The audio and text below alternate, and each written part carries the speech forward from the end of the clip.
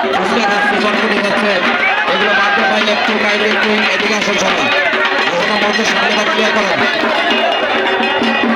ধন্যবাদ sub inspector Sujan বিশ্বাসকে আমাদের মাঝে উপস্থিত হয়েছে। আজকে যে গাছ ভাঙলে আপনারা দেখছেন, এই গাছটি দাঁড়িয়ে আছে শিক্ষাপুরের নামে। এই গাছটি দিয়েছিলেন এই যে আমাদের ভবনবাসীর ঐতিহ্যবাহী ভক্ত ভবন এদেরই বংশ সালাবাড়ি, আমাদের চিরপরিচিত নিত্যানন্দ ভক্ত এবং ব্যক্তিগত জীবনে সরকারি প্রাথমিক বিদ্যালয়ের শিক্ষক ছিলেন। তিনি এই গাছটি দান করেছেন, তিনি আজকে উপস্থিত হয়েছেন, ধরে তার জন্য করা হয়ে যায়। তার জন্য শুভ কামনা রাখছে। সম্মানিত শুধু আপনারা জানেন যে জনশ্রুতি রয়েছে যে 1485 খ্রিস্টাব্দে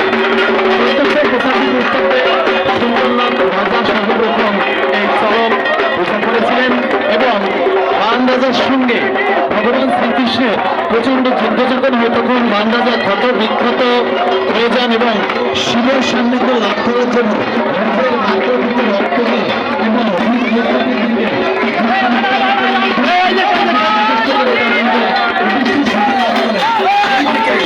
বাংলায় চরক পূজা হয়ে যাচ্ছে। আমরা এখানে সকল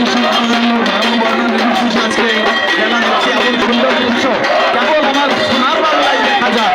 আমরা বাংলাদেশের মানুষ সবাই আমরা অত্যন্ত গর্ববোধ করি যে দেশে আমরা জন্মগ্রহণ করেছি এবং সবাই একাত্তা মিলেমিশে আজকে বাস করে সুন্দরভাবে ঐতিহ্যবাহী বাংলাদেশের সকল অনুষ্ঠান আমরা জাতি ধর্মবর্ণ নির্বিশেষে পালন করছি।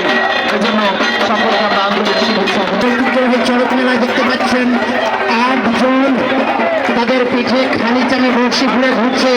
এদের মধ্যে আমাদের গ্রামের একটা সন্তান আছে শঙ্কর বিশ্বাস নাম, সে কিন্তু প্রতিবন্ধী।